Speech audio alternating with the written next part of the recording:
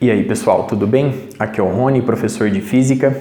Neste vídeo, vamos abordar o estudo da corrente elétrica nos materiais condutores, os metais. Observe o quadro. Nele, temos um capacitor de placas planas, paralelas, carregado com carga elétrica Qzão. Ligando as placas do capacitor por meio de um fio condutor, um fio de cobre, por exemplo, não teremos mais a situação de equilíbrio eletrostático, pois as extremidades do fio condutor, a partir de agora, possuirão valores distintos de potencial elétrico. Devido a essa diferença de potencial V existente, surge no fio uma corrente elétrica de intensidade I. Os elétrons de condução, também chamados de elétrons livres, se movem em direção à placa positiva, ou seja, para a região de maior potencial elétrico. Observe a figura. Antes de ligarmos o fio condutor nas placas do capacitor, os elétrons de condução estavam se movendo no interior do fio de maneira aleatória, atravessando certa área de seção transversal. De forma que, nesta situação inicial, o fluxo líquido de cargas elétricas através dessa área A vale zero. Submetendo o fio a uma diferença de potencial V, esse movimento aleatório dos elétrons de condução no interior do fio condutor continuará existindo, porém, a partir de agora, com um fluxo líquido de cargas elétricas através dessa área A em direção à placa positiva.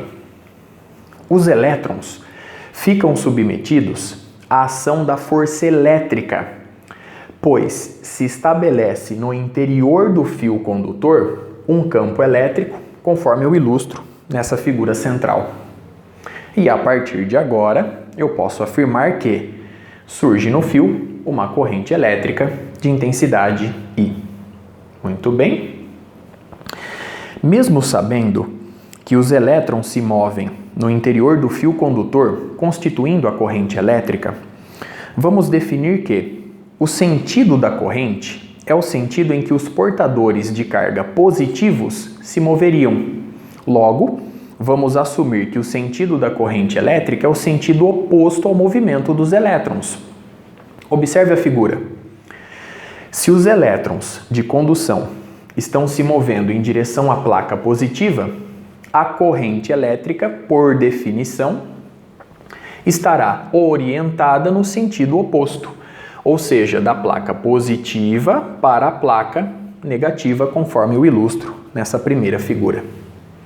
Portanto, a partir de agora, eu posso desenhar no fio a intensidade de corrente elétrica I. Observe as figuras. Na situação do capacitor, o valor de I cai para zero rapidamente, porque o capacitor se descarrega. Para sustentar o valor de I, é preciso utilizar uma bateria, conforme eu ilustro neste circuitinho. Perceba que eu já estou adotando a definição para o sentido da corrente elétrica, do polo positivo para o polo negativo da nossa bateria. Nesta situação, utilizando uma bateria, a corrente elétrica, em um intervalo de tempo relativamente curto, atinge um regime chamado de regime estacionário, situação na qual sua intensidade permanece constante.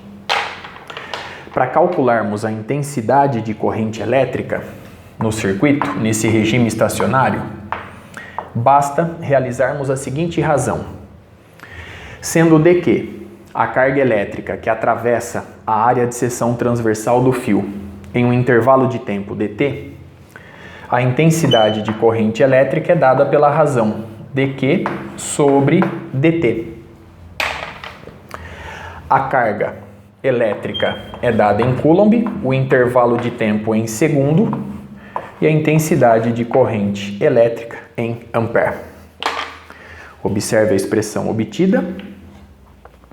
Na situação em que o regime é estacionário, ou seja, na situação em que I permanece constante, eu posso calcular a carga dQ, a quantidade de carga que atravessa certa área de seção transversal do fio, da seguinte forma: dQ é I vezes dt.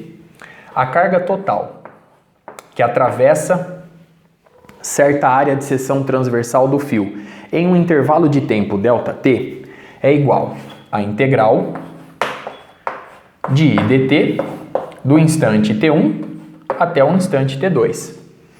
Sendo I uma constante, eu posso retirar I da integração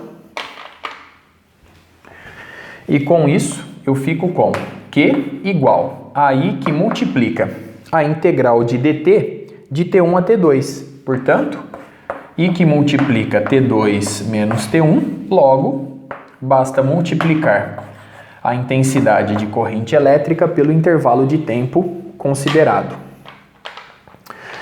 Na situação do capacitor, essa intensidade varia com o passar do tempo. Portanto, essa expressão não serve.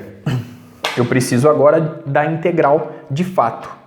Então, na situação do capacitor, a carga que atravessa certa área de seção transversal do fio condutor é dada pela integral do instante t1 até o instante t2 de I de t, pois I varia com o passar do tempo, dt. Observe as expressões obtidas. Antes de finalizar este vídeo, vamos para uma observação final. Observe essa figura central. Tome muito cuidado.